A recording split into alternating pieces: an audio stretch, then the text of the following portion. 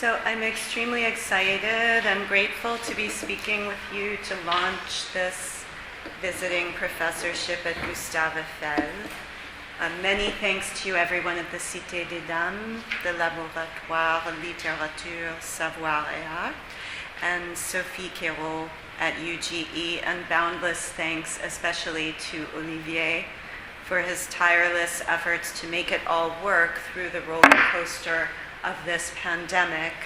via a range of transatlantic conversations, logistical and conceptual, across various media over the past couple of years.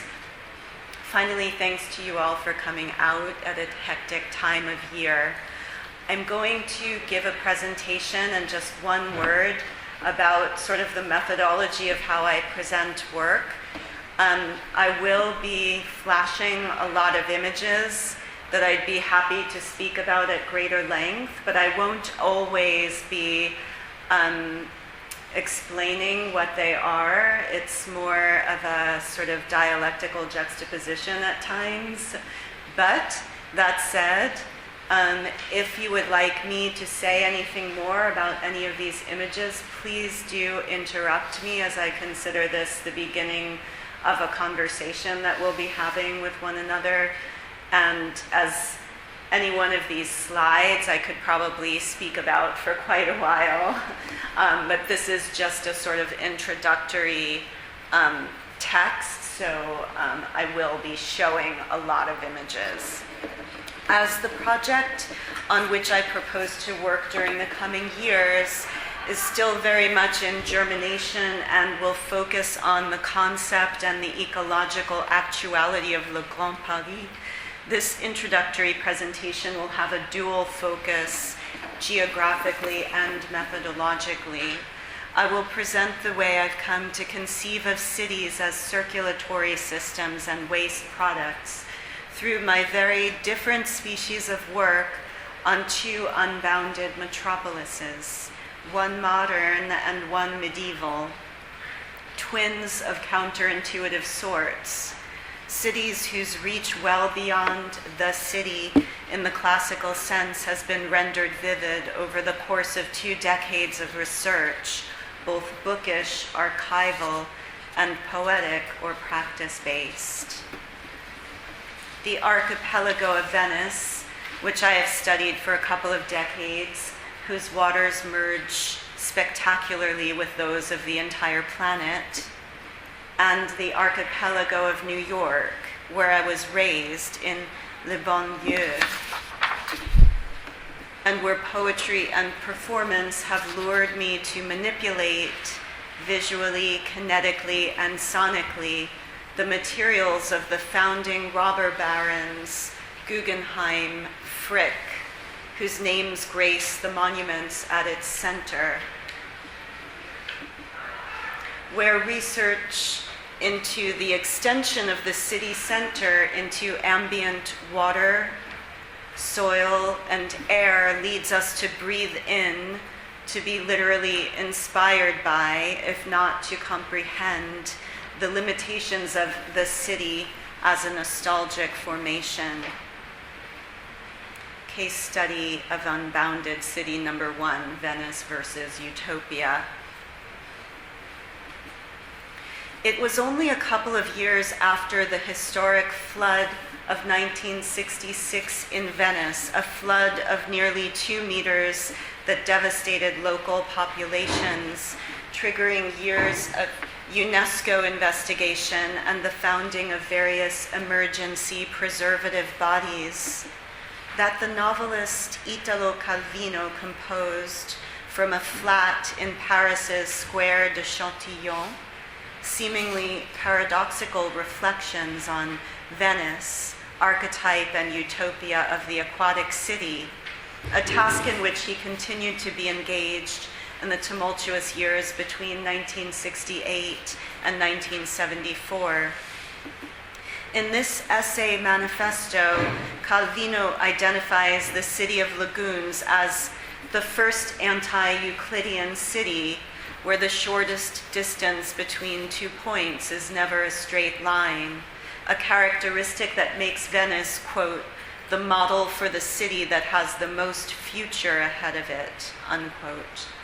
What are the makings of this futurity in a city estranged from terra firma and deemed staunchly out of step with contemporary life? Calvino's answer is that this amphibious city, which can be occupied aquatically, aerially, and terrestrially, offers up a multi-dimensional imaginary where, quote, space opens and closes before us in ever-changing configurations. Calvino's analysis of Venice resonates with that of Lewis Mumford's 1938 volume, The Culture of Cities, and its 1961 amplification, The City in History, foundational texts in urbanism that read Venice as structurally resistant to any form of utopia, if by utopia we mean any rationalist successor to the totalizing and insular vision of socio-political perfection coined by Thomas More. In Venice versus Utopia, Mumford sets the human scale and the structural flexibility of the Venetian archipelago against the civically decent yet programmatic, regimented, four-square city at the heart of More's utopia. For Mumford, Venice represents a vital alternative to the medieval fortress city, paving the way toward a possible, if neglected, future for metropolitan order. As a nuclear, open constellation of islands, archipelagic Venice constitutes, quote, a new type of urban container marked by the etherealization of the wall, unquote. While Calvino presents Venice as a living archetype looking toward utopia, Mumford, as urbanist, underscores that the Venetian aggregate was never projected or planned as an ideal, but instead grew out of the needs of immigration, piracy and trade, diversified industry, war and conflict, and decentralized, if paranoid, governance.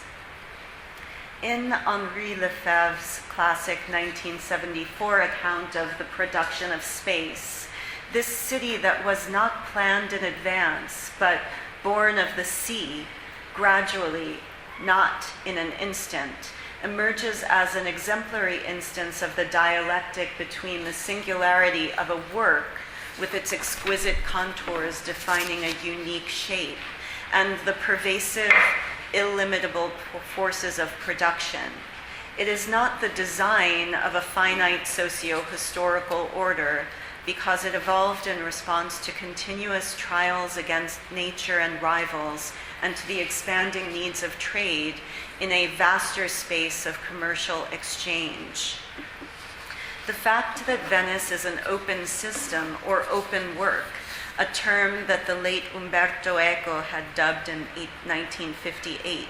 becomes a central tenet of Calvino's utopian vision, as well as of the design of his eventual invisible cities, which take Venice as their archetype, the paradigm that fosters every imagined variation.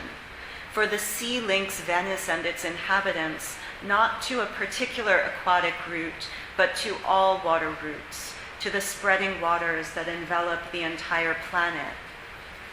Calvino proposes that this is why the principal door of a building for Venetians is the one that opens onto the canal, not the alley or square. Like a radio or a television antenna, the water entry of Venetian edifices forms a threshold onto an invisible and unlimited global dimension, rather than a conventional door frame through which one receives merely local data.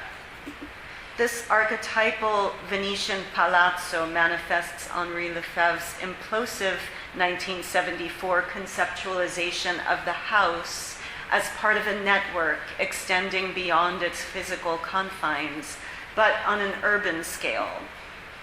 emphasizing the permeation of a seemingly enclosed domestic space from every direction by streams of energy which run in and out of it by every imaginable route, and replacing the domicile's image of immobility with, quote, a complex of mobilities, a nexus of in and out conduits. In Venice, such a nexus is fully visible and audible at the Porta d'Acqua, or canal door. By depicting this convergence of waves and currents, writes Lefebvre, this new image would at the same time disclose the fact that this piece of immovable property is actually a two-faceted machine analogous to an active body. Scaling up, we can see the city itself as such a body, a receiver and transmitter, and ingester and excretor. Indeed, the literal permeability of Venice and the stinking of its swampways, wetlands actually hosting biodiversity unparalleled in Europe, has led to centuries of its repulsed comparison to a body, and in particular to a female body, one which readily, under patriarchal schemes from Machiavelli to the futurists, becomes the body of a prostitute. And this image that I'm showing is from a early 20th century French comedy magazine, a satire magazine, and it's satirizing the image of Venezia Futurista that was created by the futurist manifesto against passeist Venice. And you can see that there's a prostitute on the left-hand side, that's like the traditional image of Venice with its gondolas and so on. Interpretations of Venice, both utopian and materialist, have always remarked upon the way it enables and dramatizes an extraordinary confluence of energies, styles, languages, textures from afar. Identified in the plural on early maps, what we call Venice was once a loose configuration of island cells, or insulae, rendered singular by the consolidation of marshes between the end of the first millennium and the 14th century. In the discontinuous texture of superimposed canals and alleyways for pedestrians, we still encounter seams between the original island parishes that were never aligned by rational planning once reclamation filled in the liquid divisions. In 1560, Francesco Sansovino described the transition between city zones as a continual process of adaptation and estrangement. Quote, Venice shows itself to be not only one but many cities, separated and all conjoined at once in such a manner that exiting one quarter and entering another, you will say without a doubt that you are entering one city and entering another, with the infinite ease of the inhabitants and the stupefaction of foreigners. This is the city that John Ruskin represented as the very center of the struggle between geological and cultural influences. Opposite in their character and mission, alike in their magnificence of energy, they came from the north and from the south, the glacier torrent and the lava stream. They met and contended over the wreck of the Roman Empire, and the very center of the struggle, the point of pause of both, the dead water of the opposite eddies, charged with embayed fragments of the Roman wreck, is Venice. The young Ruskin was taken to emphasizing the way that all architecture, but especially Venetian architecture, such as that installed in St. Mark's Place, channels the chance encounters of polycultural influence, but also of myriad waters, mountain marbles, and atmospheric clouds. The currents of 100 nations have whirled and eddied in the narrow vortex of St. Mark's, and the stern Pisan, and the dreamy Greek, and the restless Arab, and the languid Ottomite, and the strong Teuton. There the marbles of 1,000 mountains have been labored, and the offerings of 1,000 isles have met in one cloud of incense, and out of this mask and mosaic of kingdoms and times there has arisen our wild sea harmony, the sweetest that ever human soul conceived. Calvino's Venice, Archetype and Utopia of the Aquatic City, produces a counterintuitive analogy between the medieval cityscape and contemporary relational networks as they are described in Mumford's 1961 meditation on the invisible city, appended to The City in History, and eventually echoed in Calvino's title for Le Città Invisibili. Calvino's characterization of Venice's thresholds onto invisible planetary networks gives oddly concrete form to a contemporary phenomenon that Mumford identifies as the dematerialization or etherealization of existing institutions and accompanying abstraction of relations. Mumford reflects that in the face of recent developments in physics, contemporary life must be seen as, quote, not merely open on the surface far beyond the visible horizon, but also open internally, penetrated by invisible rays and emanations, responding to stimuli and forces below the threshold of ordinary observation. Because the original functions of the city have been transposed into, quote, forms capable of swift transportation, mechanical manifolding, electronic transmission, worldwide distribution, Mumford reasons that the metropolis no longer has a monopoly on circulation and exchange, but instead becomes a forum where juxtapositions in shared space and time serve to humanize the vast impersonal network that now spreads around it. Calvino's Venice allegorizes these global phenomena. His reading of Venetian urbanism suggests somewhat paradoxically that in a city of etherealized walls, etherealized global relations manifest themselves in sensuous material form. The archipelago's manifestation of otherwise invisible networks will make Venice a seductive locus for meditations by postmodern novelists and theorists on the newly labyrinthine circuitry of social relations under late capitalism. In his 1991 deconstruction of a beloved 19th century children's Bildungsroman, Pinocchio in Venice, for example, the novelist and early hypertext proponent Robert Coover violates the romantic fiction of Venice as a self-contained utopia by way of a painfully corporeal, playfully queer metaphor in which the gleaming white fascist modernist railway station of Santa Lucia becomes a gleaming syringe connected to the industrial mainland and inserted into the rear end of Venice's Grand Canal, into which it pumps steady infusions of fresh provender and daily draws off the waste. The station, with its bridge to the terra firma city of Mestre and the industrial port of Marghera,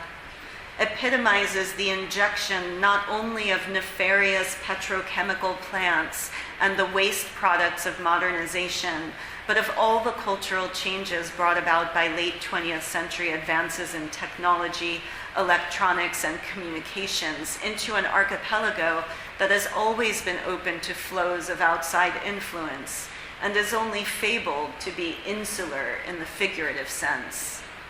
It is, quote, that tender spot where the ubiquitous technotronic circuit of the world metropolis physically impinges upon the last outpost of the self-enclosed Renaissance urbs, a kind of itchy boundary between everywhere and somewhere, between simultaneity and history, process and stasis, geometry and optics, extension and unity, velocity and object, between product and art.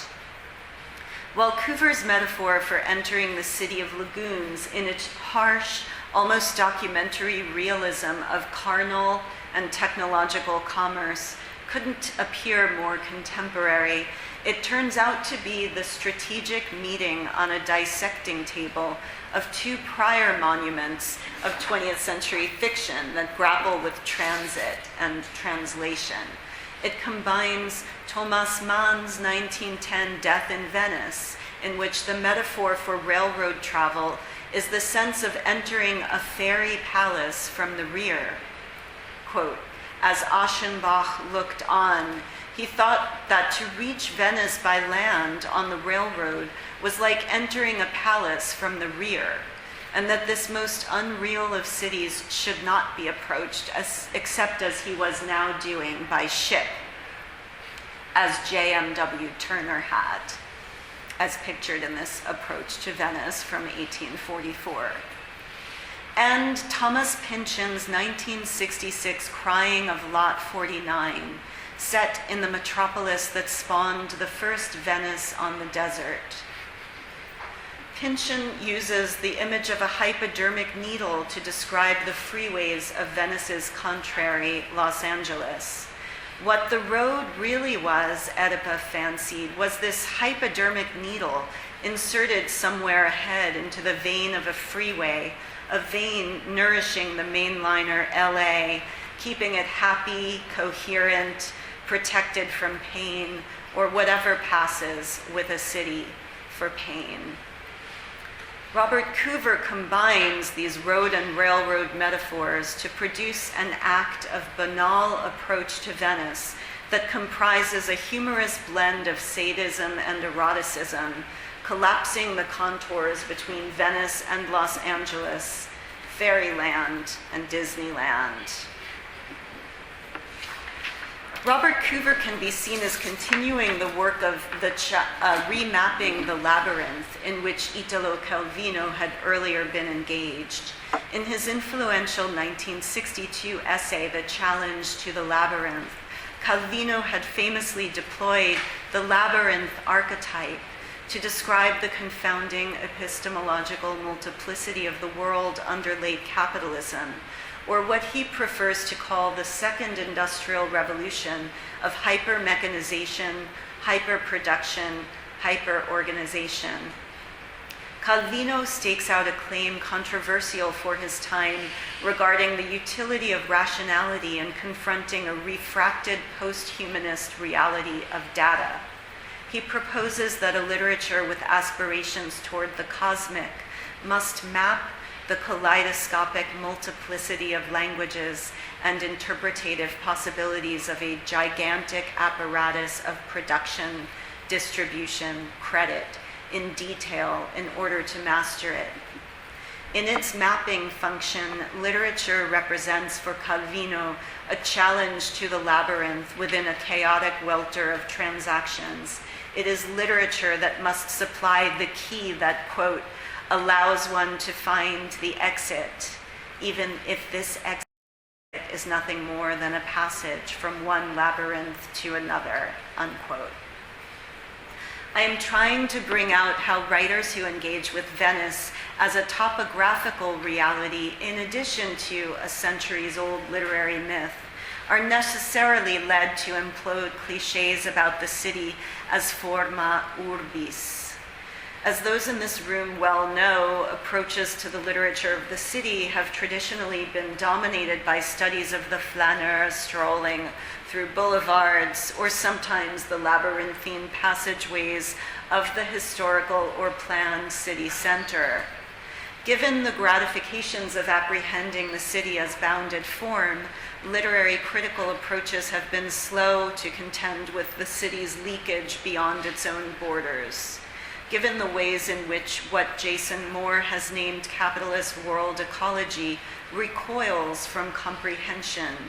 we must invent new modes of apprehending it, dramatizing the reciprocal interference of nature or the continuum of urbanism's others and the motors of capitalism and governance consolidated in the city center.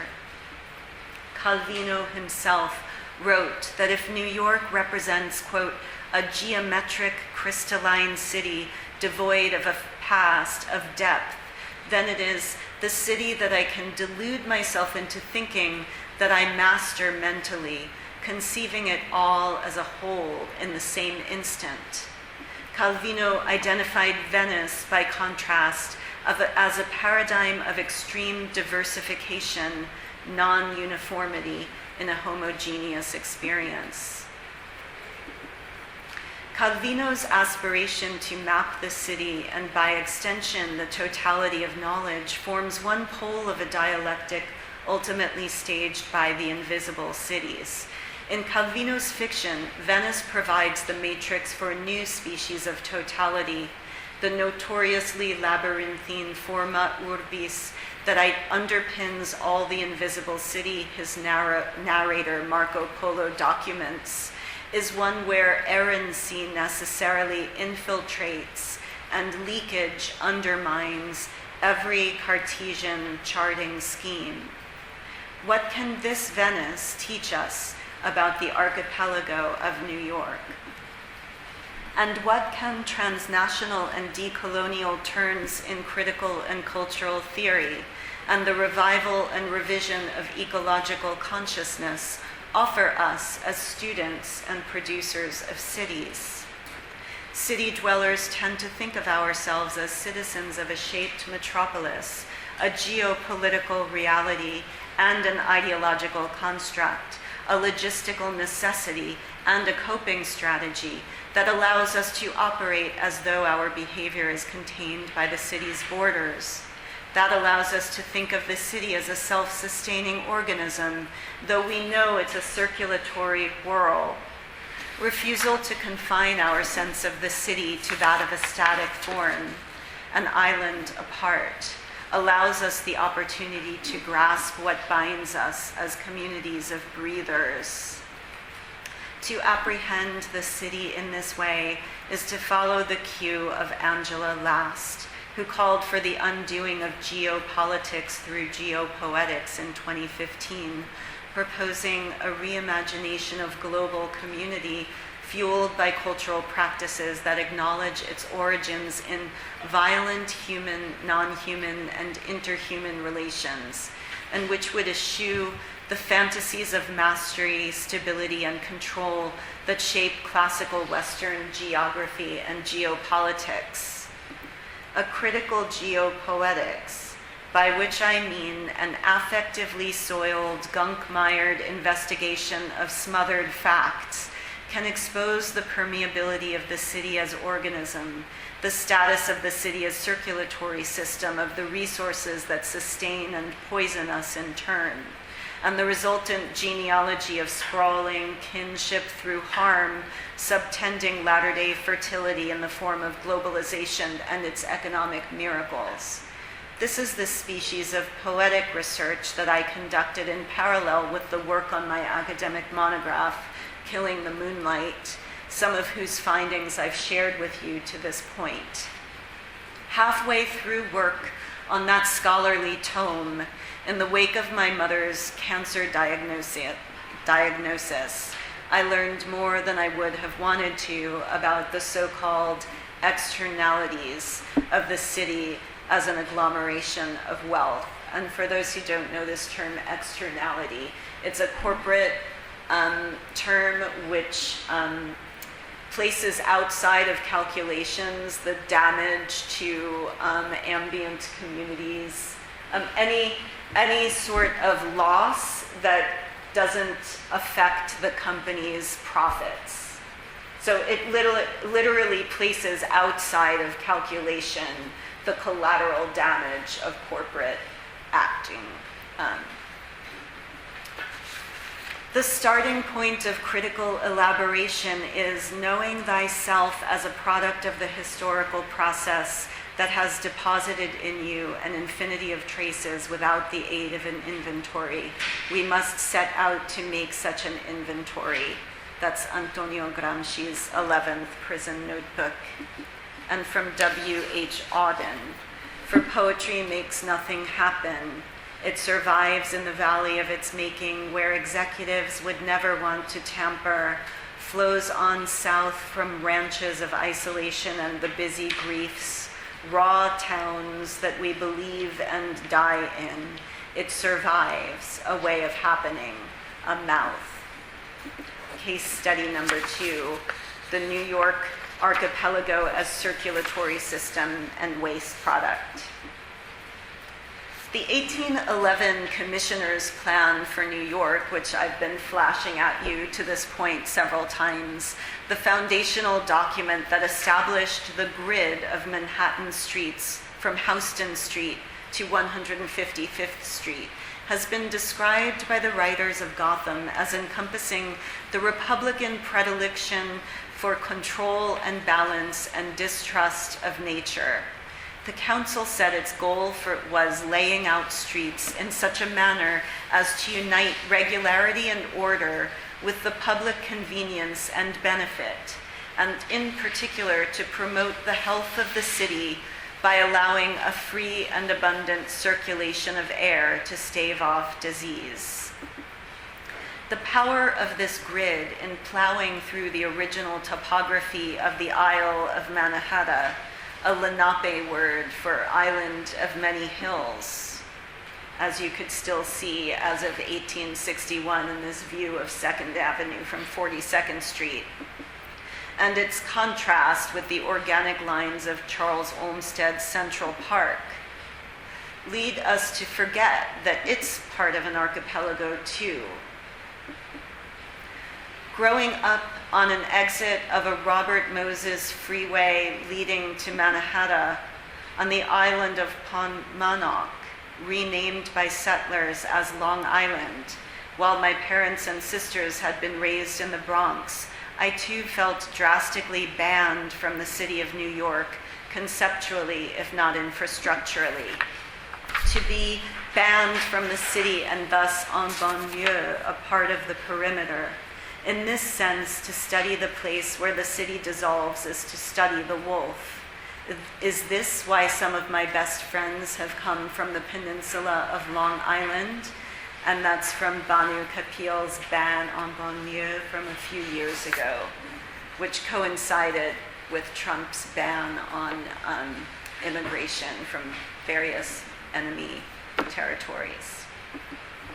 This semi-confessional image of a place where the city rots and invisibly dissolves provides another possible point of entry into the problematic of the unbounded metropolis. My mother's photo of Field Day 1984 at South Grove Elementary School, whose stage set of semi-defunct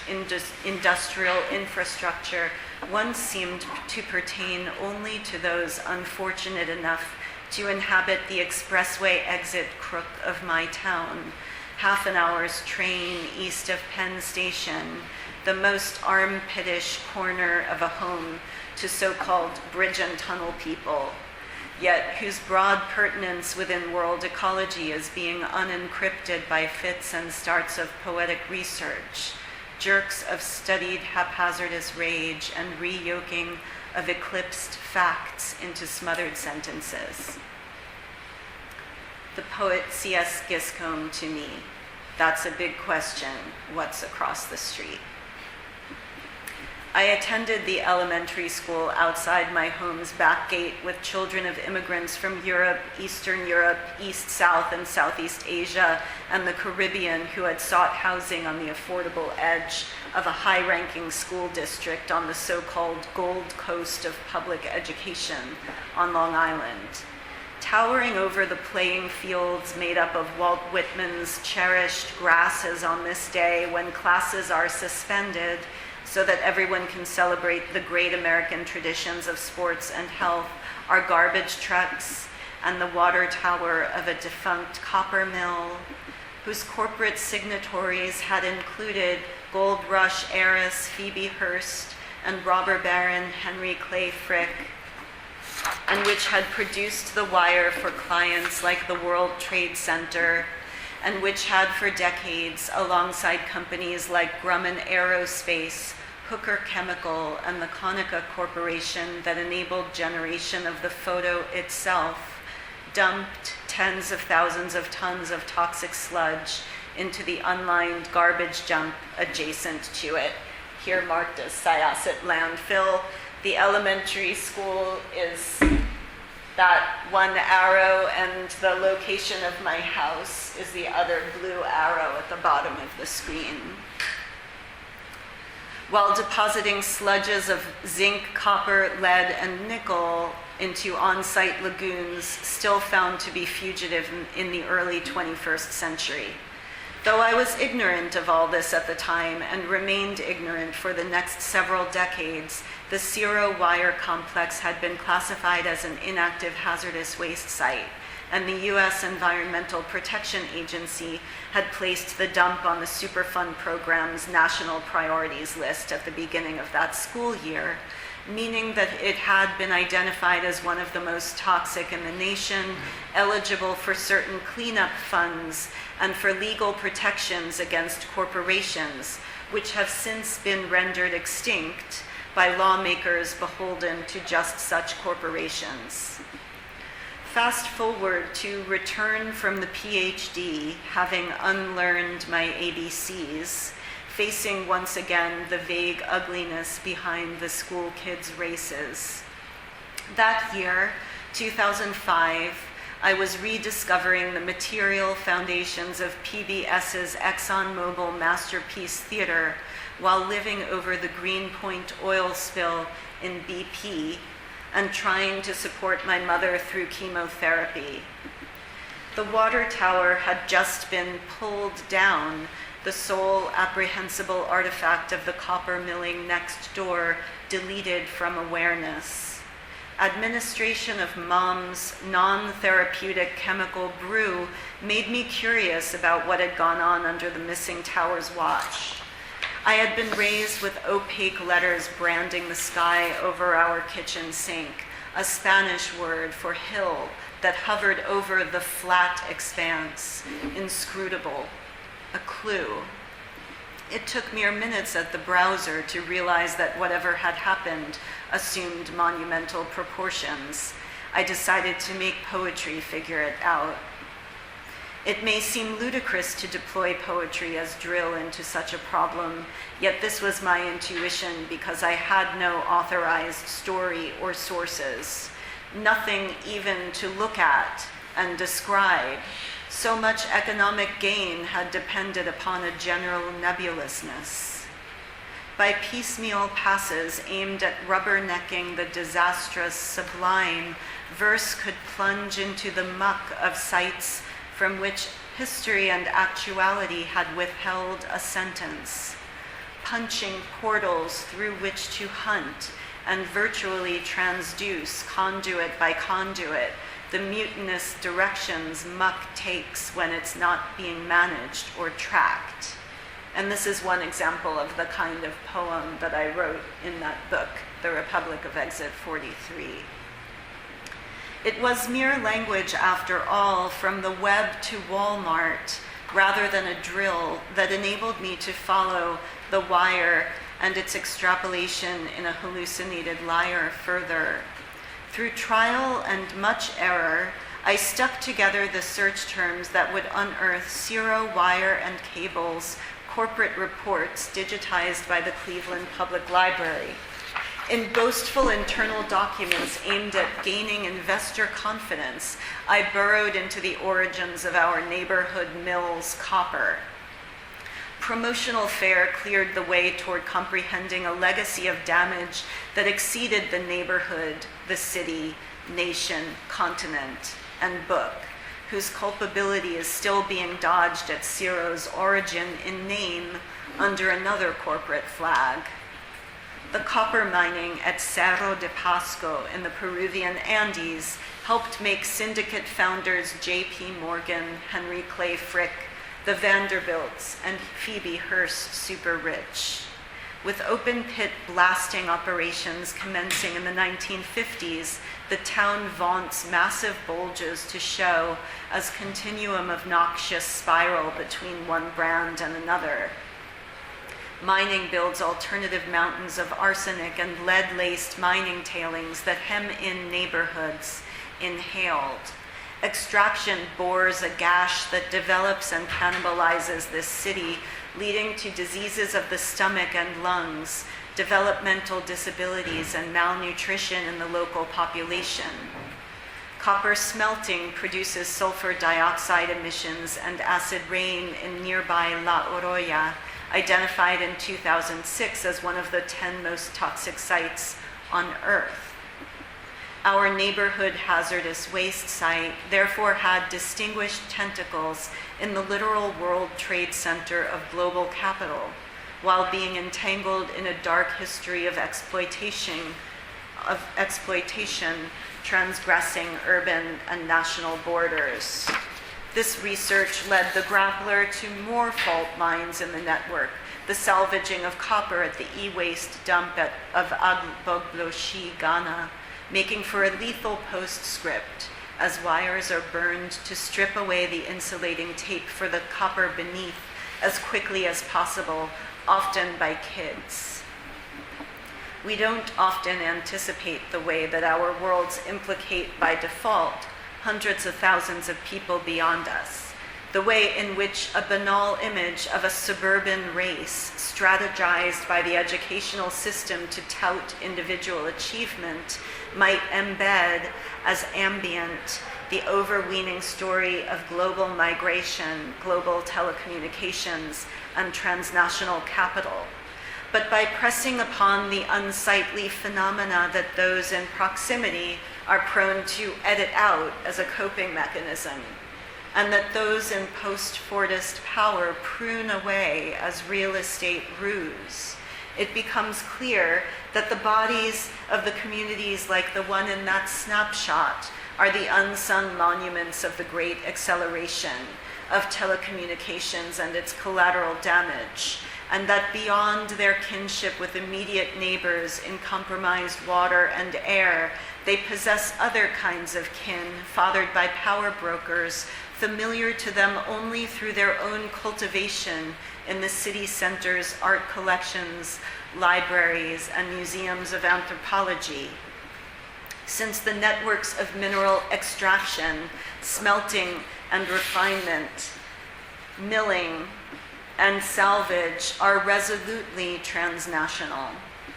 as are the campaigns to obscure these collectivities in service of a focus on individual striving. And this is actually a promotional, I found these negatives at the University of Texas at El Paso, archives of Asarco, which is the company that made the Guggenheims their billions. And it's a promotional thing, and these workers are being photographed in front of this message: the greatest safety device in the world is a careful worker. Kinship not only of complicity, but of resistance can be sought out through the rabbit hole channels of inquiry as well, rooting out a tractate on the outrages already committed by the Cerro Corporation by 1913, finding contemporaries fighting to name breathing as battle, point touristic gauges to mining tailings, which is a term for mining waste tailings, and fight civic myths of opulence with ungreenable aftermath. And this is an art installation of which I am fond that was installed in the city center of Cerro de Pasco, which pretends that you can recycle your acid, your lead, your mercury, and your arsenic in these recycling containers. I don't know how long that lasted before being taken away by the authorities. How to write one's way toward these buried solidarities, pasting, screwing disencumbered bits of evidence in uncanny chains, groping for infrastructural mouthpieces, alternative media of inspiration, in conviction that extrapolating from the most domestic of scales to the most sublime is a critical part of exposing material disorders that determine the clouding of the wireless age's reputed democracy of knowledge. Now more than ever aware of teeming archives of exacted ignorance, I seek to live up to the possibility of poetry as a knowledge-producing apparatus about the environments that host us and whose hosts we become. can we imagine a poetics as publicly useful and dissident as that of Diego Rivera's Detroit murals, which draw us across production lines of the auto industry and expose their overweening genealogy in Great Lakes hematite for iron and Great Lakes fossils for coal and petroleum? A poetics whose tethering lines are as informative, torquing, and accusatory as those of Frida Kahlo's Henry Ford Hospital, Detroit, a communist ex voto painted in oil on sheet metal, which sets Detroit's smokestacks and water towers against their illustrious architect, benefactor, Ford, whose name in turn brands the scene of the artist's own botched abortion and subsequent miscarriage. A critical geopoetics can compete with the etherealized imagination of late capitalist social life, one that carves out lyric solace in the midst of depression and bust through fantasies of pennies from heaven, while subduing awareness of the infrastructure, the instrumentation that made them possible. In this land and e-scape, social belonging manifests in the sludge, gas migration, and water contamination that are leached away from the high-flying boundaries and rhetoric of political constructs, yet which remain staunchly tethered to generation of the city's magnificence and to the infrastructure of the so-called global village. Monuments such as the Guggenheim can be seen as simultaneously monuments to New York and monuments to its sprawl for good and for ill. I need to bring this presentation to a close, but would be remiss if I did not at least gesture toward a shard of the convoluted copper research that got me to a newly consolidated university focused on urban studies in the suburbs of Paris named after Gustave Eiffel. The chapter triggered by a commission on the part of the US Pavilion of the Venice Architecture Biennale to write a piece on global citizenship. When obliged to conceive of citizenship as global, I thought immediately of Frédéric Bartholdi's monument to liberty enlightening the world, at once a sign of the camaraderie between two republics, two metropolises, an icon of New York City, and of what Jewish refugee advocate poet Emma Lazarus named its worldwide welcome to the wretched refuse of your teeming shore, and of US jingoism and xenophobia. And you can see that this is actually called the proposed emigrant dumping site and is about Ellis Island and the juxtaposition of this marvelous statue with the wretched refuse, essentially. Erected overtly as an advertisement of the constitutional value of US citizenship,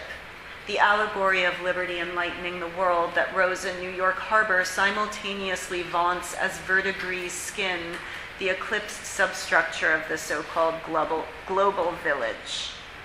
By tracking the origins and unseen ramifications of this substructure, I decrypted the expression of a wayside leeching citizenship of extraterritorial reach and uneven beneficence. In seeking a medium with which to build his colossus, the sculptor Bartholdi chose copper, a malleable and lightweight material capable of being shaped in assemblable chunks in Paris and transported across the Atlantic for reassembly.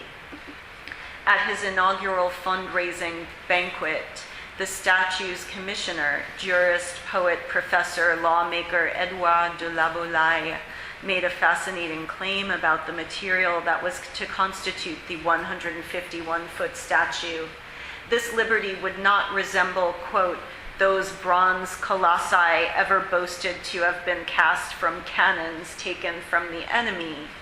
Sad monuments recalling spilled blood, mothers' tears, the curses of orphans. Instead, it would be wrought of, quote, virgin copper, the fruit of labor and peace. This was a beautiful idea, drawing on the contrast between copper and bronze, its alloy normally used for both monuments and field artillery. La Boulaye's boast is based on the fact that copper is one of the few metallic elements to appear in nature in native or pure form, though it glosses over the fact that copper more typically occurs in oxidized states, mixed with other elements, and thereby requiring chemical purification. Yet even the processing of native copper requires milling and smelting, or the extraction of minerals from the ore, operations that yield not only copper, but mountains of waste rock in bulk, crushed and molten form, and particulates from furnace smokestacks containing potentially hazardous levels of trace metals such as lead and arsenic that, while wholly detached from any salutary allegory of citizenship, are released into the refinement hosting environment, often irremediably. La Boulaye's bold claim for the laboring of a virgin material begs the question of where the copper in Liberty and Lighting the World actually came from, and what sort of native it is. Yet the statue's mineral genealogy is shrouded in myth. Documentation of the source of the donated copper was lost in a fire, giving way to numerous global claims. Norwegians have held that the copper came from the island of Karmøy. Nizhny Tagil, a remote mono-city in Russia developed for mining and metallurgy, still clings from a reality of smokestacks, smog, and pervasive illness to the idea that their region provided the ore, technology, and labor power for the statue. The commercial and industrial relations of the French industrialist who donated the 62,000 pounds of copper that formed the statue, Pierre-Eugène Secretin, owner of a mill at Cergy-Fontaine, suggest otherwise. By the late 1870s, the benefactor owned native copper mines in Michigan and Bolivia and purchased most of his copper in London, maintaining a close relationship with the British Rio Tinto Company, which was named after its founding mine in southwestern Spain and operated in the Chilean Andes. Analyses of impurities in the statue's skin suggest that the arsenic-rich copper used in the upper portion could have come from Spain or the Lake Superior mining district, and that of the lower portion could have its source in the Rocky Mountains of Montana or the Andes. It also suggests that these minerals were subject to different types of processing, meaning that the byproducts of milling and purification for the Statue of Liberty are lingering in more than one industrial way station on Earth. Okay, I'm going to skip ahead here. In trying to imagine the status of the city as world ecological circulatory system and as waste product in new and vivid ways, beyond the polished agglomerations of the city center, we ought to take a cue from Michelangelo Antonioni's protagonist, Juliana, in the film Red Desert, produced in 1964, the final year of Italy's so-called economic miracle, a film in which the historic center of Ravenna is nearly blotted out in favor of shots at its edges, of the lagoon undergoing transformation into a massive petrochemical plant and inland port opening out onto distant mining enterprise in South America. While Juliana is presented as mentally unstable, the director grants his favored muse a lucidity in apprehension and a prophetic, Sibylline power to articulate the crises that accompany our separation from one another. In the penultimate scene at the port, Juliana seeks to know whether people can travel on this ship too. In a disjointed conversation with a Turkish sailor, in which the two speak at cross purposes in mutually incommunicable languages. That's okay. We're not going to watch it. This communication impasse triggers a stuttered monologue in which Giuliana proclaims that she is not una donna sola, a single woman, a woman alone, or only a woman. It's actually difficult to know which of these is the correct translation, though at times as if separate, but not from her husband, that the bodies are separate. As against Antonioni's shots of smooth corporate operators who speak placidly on phones about their labor shortages while deafening explosions blot out the sky, Giuliana balks at the idea of life as insular, as private property, at the idea that, as she says, I'm supposed to think that everything that happens to me is my life. This idea of the multiplicity of phenomena being isolated to the narrative of a private individual in the fashion of a Bildungsroman seems to be what's driving Giuliana out of her mind, contrasting starkly with the film's climactic dream sequence on an island, which closes with the observation that tutti cantavano, tutti, that everything was singing, everything. I look forward to a near future in which we can collaborate to expand our sense of the city's edges from Venice to New York to Paris, and to make everything from the dreamy to the damaging sing. Thank you.